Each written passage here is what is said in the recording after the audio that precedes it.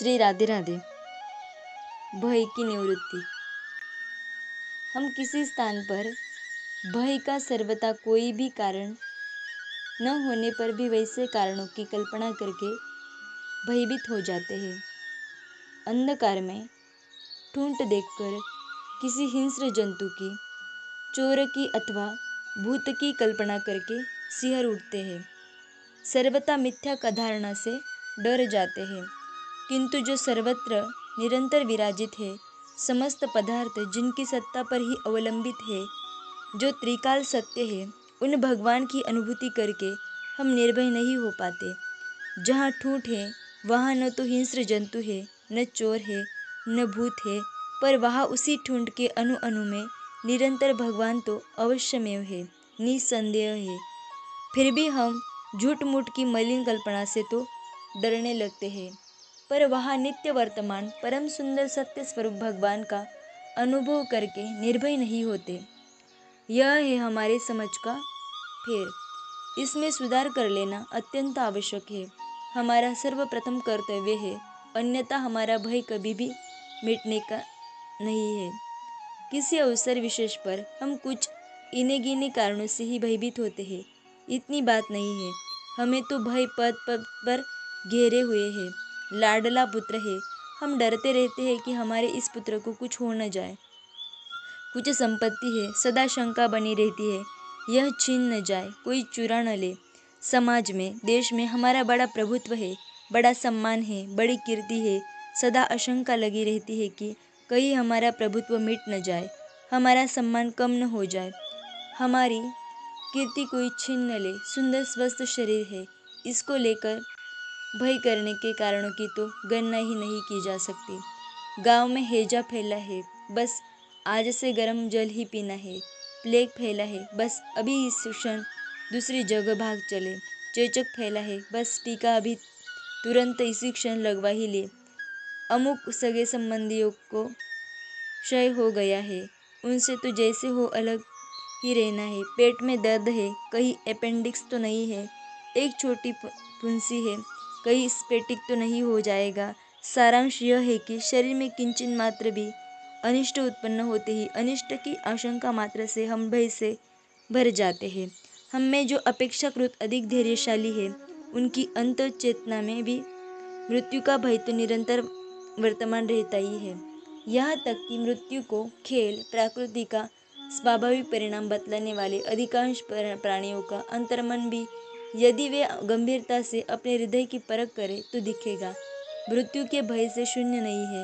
मृत्यु से निडर रहने की, बनने की, होने की बात कहना सुनना और बात है, तथा वास्तव में मन का मृत्यु से सर्वथा भयरहित हो जाना दूसरी बात है। हम इन भयों से बचने के लिए न जाने कितना प्रयास करते हैं, एड़ी चोटी का पसीना एक कर देते हैं, फिर भी ये तो आते ही है। यह आवश्यक नहीं है कि ये सब के सब हम सबके जीवन में एक ही समान क्रम से आवे। क्रम में, मात्रा में, विभाव में तो अंतर होगा ही, क्योंकि हम में से प्रत्येक के संस्कार, वासना एवं कर्म भिन्न भिन्न है। किंतु यह अंतर रहने पर भी ये आते तो है ही। हम देखते ही रह जाते हैं, तथा हमारे किसी अत्यंत प्रिय का हमसे वियोग हो जाता है। हमारे आकाश बादल एक कर देने पर भी हमारी संपत्ति नष्ट हो जाती है। कल बल छल सब लगा देने पर भी हमारा प्रभुत्व, हमारा सम्मान, हमारी कीर्ति धूल में मिल जाती है। सारा कौशल लगा देने पर भी, पूरी सावधानी रखने पर भी आदि व्याधि से जर्जर होकर अथवा किसी आकस्मिक घटना को निमित्त बनाकर हमारा सुंदर प्रिय शरीर नर कंकाल के रूप में परिणत हो ही जाता है।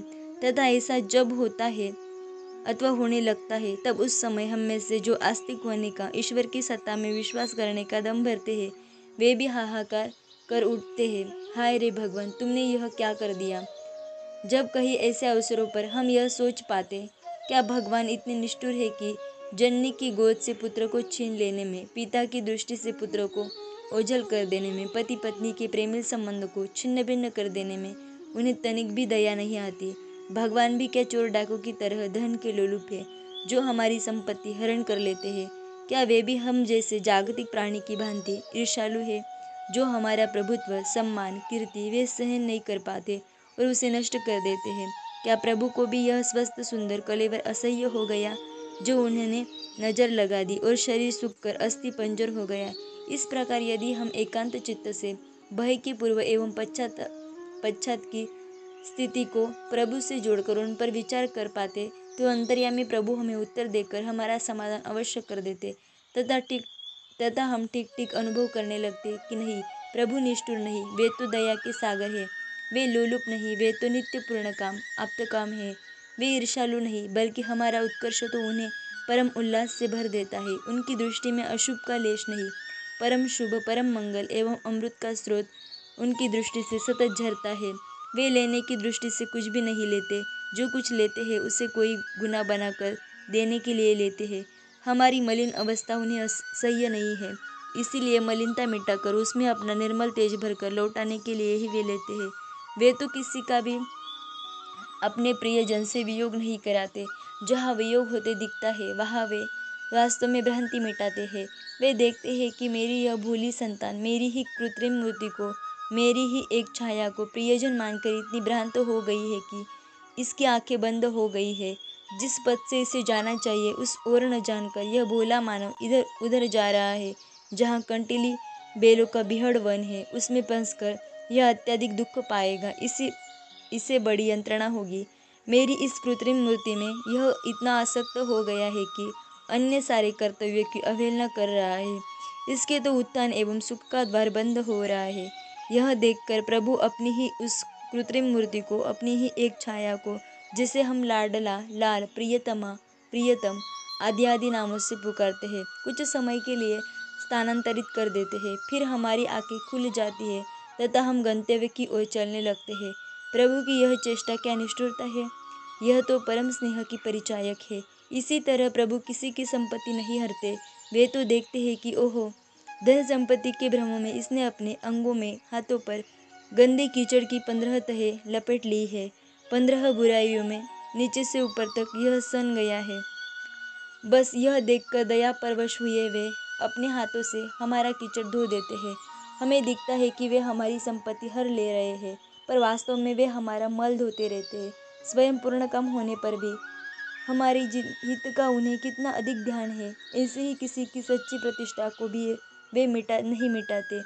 उन्हें जब दिखता है कि इसके लिए यह प्रतिष्ठा नहीं, घोर विष है और यह इसे पीने लग गया है, इस पर जहर चढ़ने लगा है और प्रतिकार हुए बिना इस विष की ज्वाला में यह भस्म हो जाएगा, तब वे पहला काम यह करते हैं कि प्रतिष्ठा के प्याले को फोड़ देते हैं। फिर अपमान के रूप में विरोधी औषध देकर चढ़े हुए जहर को उतार देते हैं तथा यदि कहीं वे किसी की सच्ची प्रतिष्ठा भी ले लेते हैं तो हीरे के खरात पर चढ़ाकर और भी चमकीला बना देने की भांति उस प्रतिष्ठा को स्थायी पर उज्ज्वल बना देने के लिए, उसमें अपना प्रकाश भर देने के लिए ही वे लेते हैं।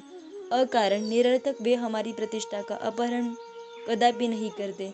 इसी तरह जिस मृत्यु शरीर वियोग को हम अत्यंत भयंकर मानते हैं, जो हमारे लिए होवा बनी रहती है, वह भी वास्तव में भगवान का वरदान है। मृत्यु वस्तुतः प्रभु के द्वारा दिए जाने वाले नवजीवन के उपहार के लिए स्थान बनाने आती है। हम देखते हैं कि यह हमारा प्यारा शरीर है, पर प्रभु देखते हैं कि यह मेरे अमुक प्यारे शिशु पर लपेटा हुआ वस्त्र है। यह जीर्ण हो गया है, जगह जगह इसमें छेद हो गए हैं। अमुक का वस्त्र ऊपर से देखने में तो सुंदर दिखता है, पर विषैले कीटाणुओं से भर गया है। अमुक का तो अत्यंत मलिन हो गया है। इन बातों की ओर उनकी परम शुभ दृष्टि ठीक उपयुक्त समय पर चली ही जाती है तथा वे हमारा वस्त्र बदल देते हैं। पुराना उतार कर हमारी वासना के अनुरूप नवीन वस्त्र शरीर हम पर लपेट देते हैं। अबोध शिशु की भांति हम उस समय चित्कार करते हैं और वे स्नेहमयी जननी की भांति हंस हंस कर अपने लाड़ भरे हाथों से हमें नवीन वस्त्र धारण कराते हैं। निस्संदेह हमें ऐसी ही अनुभूति होती यदि हम उन भय के अवसरों पर अपने एवं भय के बीच में प्रभु को, उनके मंगलमय हाथ को देख पाते। फिर भय का दिखना तो बंद हो ही जाता। बात यह हो गई है कि हम निरंतर अपनी सीमित बुद्धि के आधार पर वस्तुओं को दो भागों में बांटते रहते हैं। ये तो हमारी इष्ट है और ये अनिष्ट है। आज जो इष्ट है कल अनिष्ट प्रतीत हो सकती है, अनिष्ट इष्ट बन सकती है, किंतु वर्गीकरण तो सदा चलता ही रहता है। दो वर्ग बनाकर हम इष्ट का स्वागत करते हैं, अनिष्ट से भय करते हैं।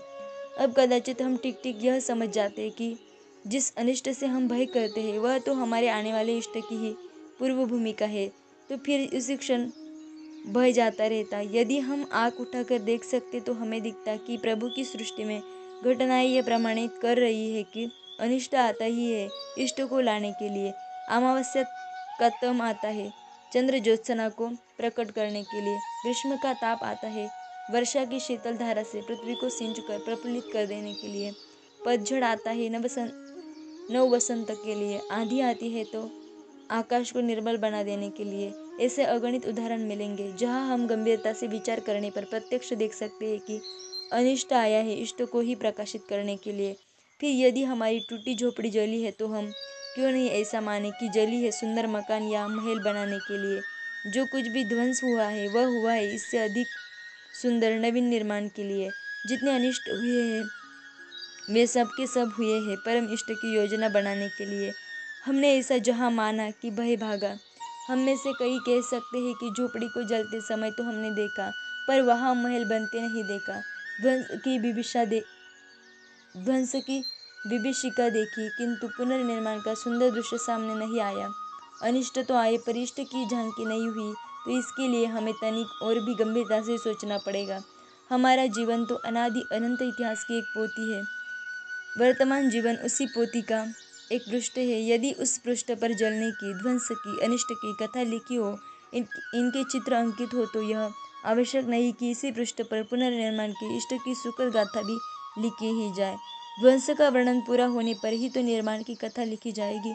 यदि ध्वंस के वर्णन में ही पृष्ठ पूरा हो गया तो अगले पृष्ठ में अगले जन्म में या मरणांतर की गति में नवीन निर्माण के वर्णन दृश्य अवश्य मिलेंगे। इस पृष्ठ पर नहीं है तो इसका यह अर्थ कदापि नहीं कि अगले पृष्ठों पर भी नहीं होंगे। पृष्ठ पर उल्टे फिर देख पाएंगे कि जगन नियंता के इस क्रम में अनिष्ट के बाद इष्ट की प्राप्ति वाले विधान में कभी व्यतिक्रम होता ही नहीं। अनिष्ट के बाद इष्ट की झांकी मिलेंगे ही। दार्शनिक दृष्टिकोण से यदि हम भय के हेतु पर विचार करें तो हमें यह पता चलता है परमात्मा के अतिरिक्त अन्य वस्तु की अनुभूति होने पर ही भय होता है। जब कोई परमात्मा में थोड़ा सा भी भेद दर्शन करता है उनके अतिरिक्त किसी और सत्ता का अनुभव करता है और उसे भय होता है। भेद दर्शन करने वाले विद्वान के लिए वे परमात्मा ही भयरूप बन जाते हैं। देह आदि अनात्म पदार्थ में अभिनिवेश होने से ही भय होता है। निष्कर्ष यह कि यदि हम एकमात्र प्रभु की सत्ता ही सर्वत्र अनुभव करने लगे हम प्रभु में स्थित हो सके तो हमारा भय सदा के लिए छूट जाए। वास्तव में ही प्रभु के अतिरिक्त अन्य कोई वस्तु है ही नहीं। हमें जो कुछ भी प्रतीत होता है उन सब के सब रूपों में एकमात्र वे ही अभिव्यक्त हो रहे हैं किंतु उनके अतिरिक्त अन्य की सत्ता न होने पर भी जब हम अन्य की सत्ता मान लेते हैं तथा मानकर अन्य का चिंतन करते हैं अन्य में मन लगाते हैं तब हमें इस ओर मन ले जाने के कारण ही अन्य की प्रतीति होती है। स्वप्न के समय यह मन ही तो एक विचित्र सृष्टि की रचना करता है। जागते समय भी जब हम मनोरथ के प्रवाह में बहने लगते हैं तब मन कितना विचित्र संसार खड़ा कर देता है। मन की कल्पना में ही तो यह स्वप्न की सृष्टि मनोरथ का संसार प्रतीत होता है। इस स्वप्न की सृष्टि मनोरथ के संसार में सर्वथा सब ओर से केवल हम भरे हैं या नहीं। ठीक इसी प्रकार यह जगत प्रभु का संकल्प है। एकमात्र वे ही इस जगत में सर्वथा सब समय सब ओर से सर्वथा परिपूर्ण है। फिर भी उनकी ही एकमात्र सत्ता रहने पर भी हमारे मन की कल्पना से अन्य की प्रतीति हो रही है। इसीलिए सीधा उपाय यह है कि हम अन्य का संकल्प विकल्प करने वाले मन को प्रभु में निरुद्ध कर दे। मन उनमें निरुद्ध हुआ कि एकमात्र उनकी ही सत्ता बच रहेगी। फिर भय सदा के लिए निवृत्त हो जाएगा। आत्मविद्या विशारद कवि नामक योगेश्वर भी भय से त्राण पाने का उपयुक्त संकेत ही करते हैं। किंतु हम यदि इस सिद्धांत को न समझ सके मन को विरुद्ध न कर सके तो क्या करें। हमारा भय फिर कैसे मिटे। क्या हम निराश हो जाए? नहीं, निराश होने की बिल्कुल आवश्यकता नहीं। इससे भी अत्यंत सरल मार्ग है जिसका अनुसरण निर्बाध रूप से हम में से प्रत्येक कर सकता है। वह है प्रभु की शरण में चले जाने का मार्ग। उनके दिव्य अमर संदेश को स्मरण कर समस्त देहधारियों के आत्मरूप प्रभु की शरण हम संपूर्ण अंतकरण से ग्रहण कर ले। हम सब प्रकार से एकमात्र उनकी ही शरण ले ले। बस फिर उनसे जुड़कर एक होकर हम सदा के लिए समस्त भयों से मुक्त हो ही जाएंगे।